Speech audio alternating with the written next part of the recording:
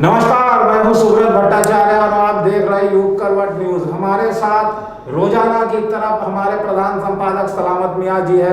उनसे जानेंगे कि क्या 17 के बाद उत्तर प्रदेश में लॉकडाउन और अधिक बढ़ाने की संभावना है क्या। महाराष्ट्र और बिहार ने लॉकडाउन को बढ़ा दिया है। महाराष्ट्र ने 1 जून तक और बिहार सरकार ने 25 मई तक लॉकडाउन को बढ़ा दिया। हालांकि यूपी में केस जो मामले हैं वो कम हो रहे हैं, लेकिन कहा जा रहा है कि लॉकडाउन बढ़ सकता है। क्या कहेंगे सर, लॉकडाउन बढ़ सकता है क्या?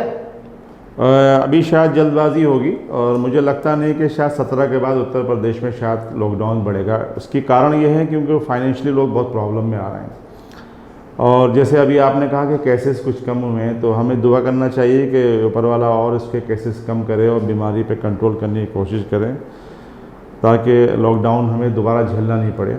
और अगर यही हालात रहे, देखिए महाराष्ट्र और बिहार में तो थोड़ा सा केसेस भी ज़्यादा हैं और वहाँ प्रॉब्लम भी ज़्यादा हैं, इसलिए शायद उन्होंने लॉकडाउन बढ़ा दिया है।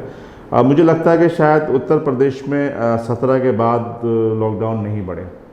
जी हाँ, हमारे प्रधान संपादक का कहना है कि जिस तरह उत्तर प्रदेश में कोविड के मामले कंट्रोल में आ रहे हैं, शायद मैं यहाँ कहूँगा शायद लॉकडाउन न बढ़ाया जाए या कुछ ज़्यादा घंटों की मोहलत नहीं, लेकिन वो जो संपूर्ण वाला लॉकडाउन नहीं, लेकिन जो वीकेंड वाला है, आई थिंक वो जैसे सैटरडे फ्राइडे और जो आपका नहीं सैटरडे संडे और जो मंडे वाला है वो तो रहेगा, उसका तो या वीकेंड लॉकडाउन रह सकता है और वो तो कंटिन्यू रहेगा और बाकी शायद उसमें कुछ छूट मिल सकती है। ये इसलिए शायद कि जो लोगों को परेशानी हो रही है उसको देखते हुए।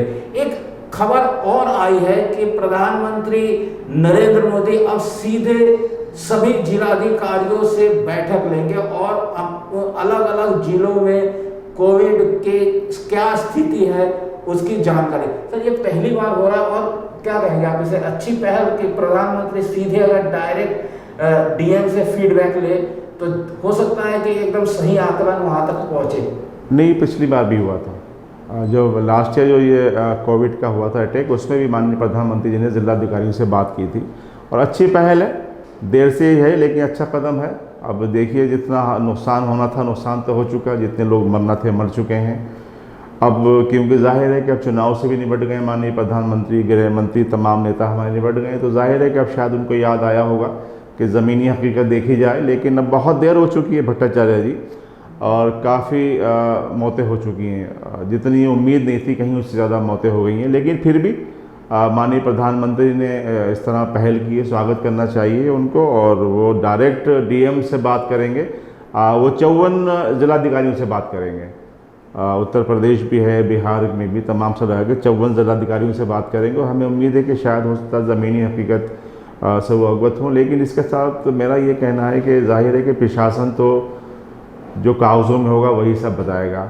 माननीय प्रधानमंत्री को चाहिए कोई ऐसी अपनी गोपनीय, अगर इतना उनको ध्यान है तो ख्याल है तो कोई गोपनीय टीम ऐसी बनाई भेजी जाए ताकि ज़मीनी हकीकत का वो पता लगाए और उनको रिपोर्ट दे। डीएम से बात करेंगे या कमिश्नर से बात करेंगे, जाहिर है वो तो वही बताएंगे जो आप सबको बता रहे हैं। तो सरकारी आंकड़े क्या है ये आपको सब पता है, किस तरह इलाज मिल रहा है ये भी आपको पता है, किस तरह स्वास्थ्य अधिकारी काम कर रहे हैं ये भी आपको पता है।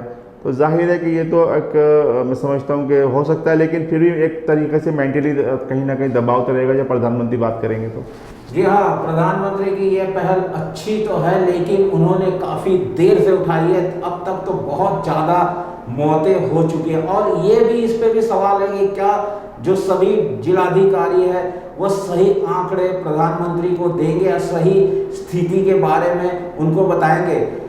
मुख्यमंत्री योगी आदित्यनाथ जब से नेगेटिव हुए हैं, आपको बता दें कि वो कोरोना पॉजिटिव हो गए थे और करीब 2 हफ्ता तक क्वारंटाइन में रहने के बाद फिर जब नेगेटिव हुए तो जिलों के दौरे पर निकले। आज उन्होंने मथुरा, अलीगढ़ और आगरा जिलों का दौरा किया और वहां जाके कोविड कंट्रोल रूम का निरीक्षण किया, वहां सारी स्थिति की जानकारी ली। मुख्यमंत्री ने सबसे बड़ी बात है कि मुख्यमंत्री ने मीडिया से भी बात की और मीडिया से बात करते हुए कहा कि अलीगढ़ में जिस तरह से अलीगढ़ मुस्लिम यूनिवर्सिटी में शिक्षकों की मौत हुई है उनका कारण जानने के लिए वे अलीगढ़ आए। सर, ये बहुत ही गंभीर विषय है कि एक यूनिवर्सिटी में 50 के करीब शिक्षक, प्रोफेसर, रीडर्स, लेक्चरर्स और अन्य स्टाफ की मौत होती है, तो जरूर ये बहुत गंभीर विषय है और इसके पूरे एकदम पता करना चाहिए कि आखिर कौन सा क्या उनको इलाज नहीं मिला या क्या वजह है जो इतनी भारी संख्या में शिक्षकों की मौत हुई है। बिल्कुल बहुत गंभीर है और हमने शायद इससे पहले भी चर्चा की थी कि 18 तो प्रोफेसर थे उसमें जो एक नई जनरेशन को तैयार करने वाले थे। और इसमें सबसे ज़्यादा जो जानकारी है जो मेरे पास है उसमें यह है कि जो वहाँ के वीसी हैं उन्होंने इस बारे में कोई भी चिट्ठी प्रशासन को नहीं लिखी, ना ही उन्होंने कोई टेस्टिंग की बात करी। तो कहीं ना कहीं देखिए इसका एमयू प्रशासन ही पूरी तरह जिम्मेदार है और लगातार मौतें होती रही, आपने टेस्टिंग नहीं करी, ना प्रशासन को लिखा, ना मुख्यमंत्री को लिखा, ना किसी को लिखा। बड़ा गंभीर मामला है और माननीय मुख्यमंत्री वहाँ इसकी हकीकत जानने के लिए आए, अच्छी बात है, अच्छा प्रयास है। और देखिए आपने सही कहा कि जब से माननीय मुख्यमंत्री नेगेटिव हुए तो लगातार वो जा रहे हैं, लेकिन मेरा कहने का मतलब ये है कि अगर वो आकस्मिक या अचानक दौरे करेंगे तो ज़्यादा अच्छा है। जैसे वो आगरा जा रहे थे, उनका दौरा बना, प्रोग्राम बन गया, सुबह सफाइयाँ हो रही हैं, तमाम पूरा दुल्हन की तरह शहर सजा दिया गया है, सैनिटाइज किया जा रहा है, तो जाहिर है ऐसे जाएंगे तो उनको वो हकीकत पता नहीं चलेगी। उनको तो बिल्कुल अचानक जाना चाहिए, अचानक जाएंगे तभी कुछ पता चल पाएगा। जी हाँ, मुख्यमंत्री जा रहे हैं ये तो बहुत अच्छी बात है, लेकिन अगर वे सबको बता के जाते हैं फिर उनको क्या जानकारी मिलेगी, उनको सही आकलन कैसे मिल सकता है? उन्हें तो औचक बिना बताए अचानक किसी जिले में जाना चाहिए, तभी वहाँ की वस्तु स्थिति से उन्हें पता चल जाए। सर, एक बात ये आ रही है कि कोरोना की तीसरी लहर भी आ सकती है, जो कहा जा रहा है कि शायद सितंबर अक्टूबर या अगस्त सितंबर में, और ये जो तीसरी लहर होगी ये बच्चों पर बहुत असर करेगी। हाँ देखिए, पिछली वाली जो पहली वाली थी वो बुज़ुर्गों पे थी, और दूसरी वाली युवाओं पे है, और तीसरी वाली बच्चों की बता रहे हैं। लेकिन हमें अफसोस यहाँ भी ये भी कहना पड़ेगा कि जब पहली आई थी उसके बाद ये कहा गया था कि सेकंड लहर भी आएगी, लेकिन हमने तैयारियाँ बिल्कुल नहीं करी और इसमें ज़िम्मेदार हम लोग भी हैं, लोग भी, जनता भी जिम्मेदार है। हम लोगों ने बिल्कुल जो लॉकडाउन ख़त्म हुआ तो बिल्कुल भूल गए, और अगर जिस तरह बताया जा रहा है कि तीसरी लहर बहुत ख़तरनाक है तो जाहिर है कि हमें अभी से प्रिकॉशन लेना चाहिए उसमें, और कहीं ना कहीं अगर प्रिकॉशन नहीं ले पाएंगे तो कहीं ये ख़तरनाक ना बन जाए। डॉक्टर्स बराबर कह रहे हैं और ये बच्चों का मामला है, तो हम लोग सभी इस पे अपील करेंगे लोगों से भी कि इसका बड़ा ध्यान रखें, और अगर डॉक्टर्स को भी और सरकार को भी कम से कम इसमें गाइडलाइन ज़्यादा करना चाहिए कि किस तरह से हमें इससे बचाव करना है।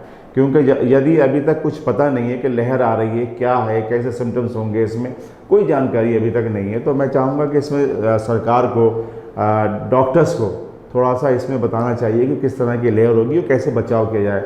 तो अब देखिए, दो हम बहुत ख़तरनाक हो चुके हैं, बहुत हम कुर्बानियाँ दे चुके हैं, अब कम से कम जो तीसरी लहर है इससे कम से कम बचा जा सके। जी हाँ, पहली और दूसरी लहर में जो हम लोगों को अनुभव प्राप्त हुआ उसी अनुभव का प्रयोग करते हुए तीसरी लहर में होने वाले नुकसान को सर हम कम कर सकते हैं। बिल्कुल कर सकते हैं, इसमें कोई दोहराई नहीं है। और देखिए, मैं एक बात इसमें भी और जोड़ना चाहूँगा कि जो ये राहुल बोरा की मौत हुई है उसका आखिरी क्लिपिंग जो उसने हॉस्पिटल से जारी किया है, आप उसमें देखिए भट्टाचार्य जी, तो तमाम अस्पतालों की अंदरूनी क्या हकीकत है वो सामने आएगी।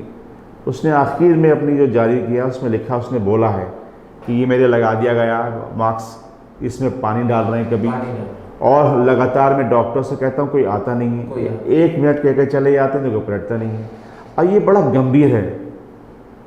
बात ये है कि हमें बिस्तर बेड मिल गया, हमें ऑक्सीजन मिल गया, परिवार के लोग समझ गए कि अब इसको इलाज प्रॉपर मिलेगा, अंदर कोई इलाज बिल्कुल नहीं मिल रहा है। अजय गुप्ता बीजेपी के जो नेता हैं उनका ये कहना था कि गाज़ियाबाद के संतोष मेडिकल कॉलेज में 4 दिन से कोई डॉक्टर नहीं गया। तो इसको देखना ही माननीय मुख्यमंत्री का और जो स्वास्थ्य मंत्री हैं, जो जिम्मेदार लोग हैं, ये मॉनिटरिंग बहुत ज़रूरी है कि क्योंकि हॉस्पिटल में जिस तरह अब पहले तो जंग लड़ रहे हैं बेड के लिए, फिर लड़ते हैं ऑक्सीजन के लिए, वो हमें सब कुछ मिल जाता है, उसके बाद फिर हमें नहीं पता चल पाता कि क्या हो रहा है।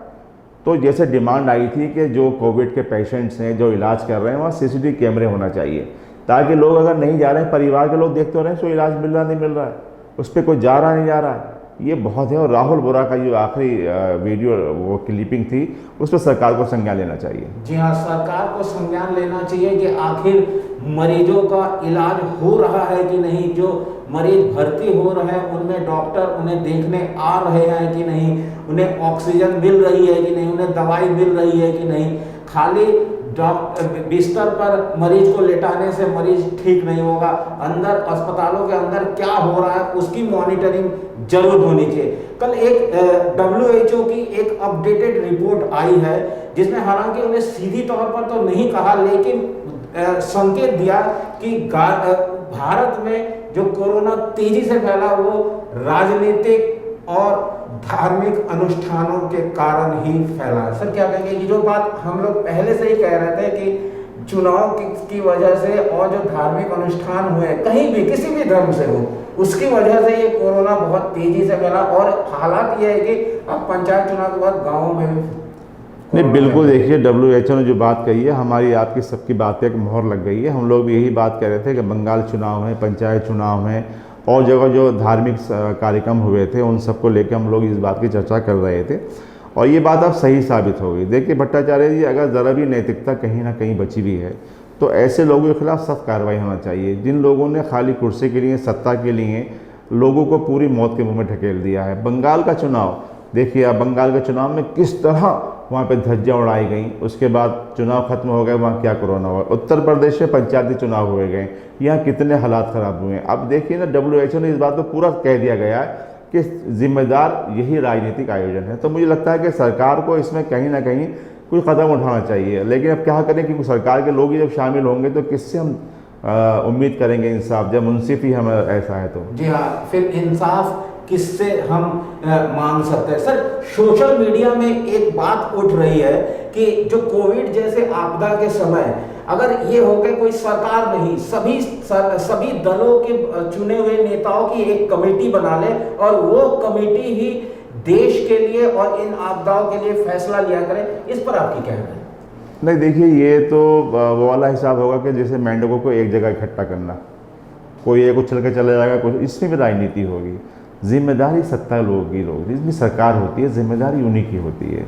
वो विपक्ष तो आईना दिखा सकता है, लेकिन हमारे यहाँ विपक्ष भी है कि आईना दिखाने की जगह या सुझाव देने की जगह वो बाकायदा अपनी राजनीति कर रहा है। इसमें भी जो है राजनीति हो रही है।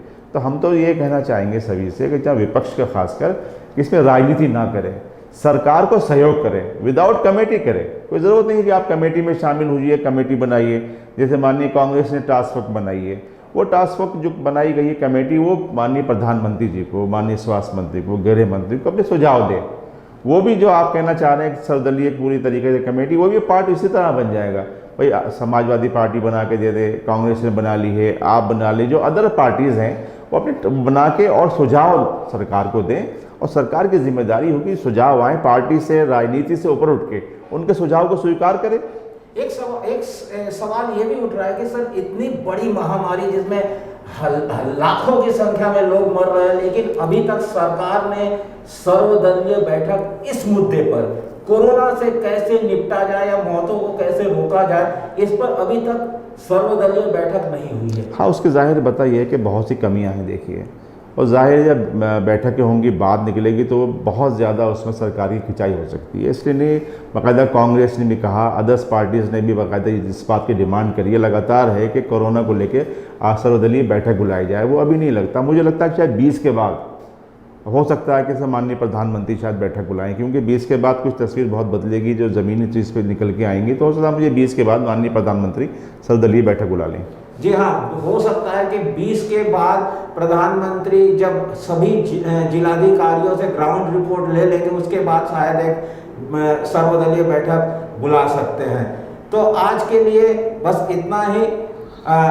कैमरामैन वरुण और ऋतुराज के साथ मैं सुब्रत भट्टाचार्य। आप सभी लोग सोशल डिस्टेंस का पालन कीजिए, हमेशा मास्क पहनिए और कोरोना प्रोटोकॉल के जितने भी नियम गाइडलाइंस है सबका पालन कीजिए। सबको मिलकर ही कोरोना को परास्त करना है।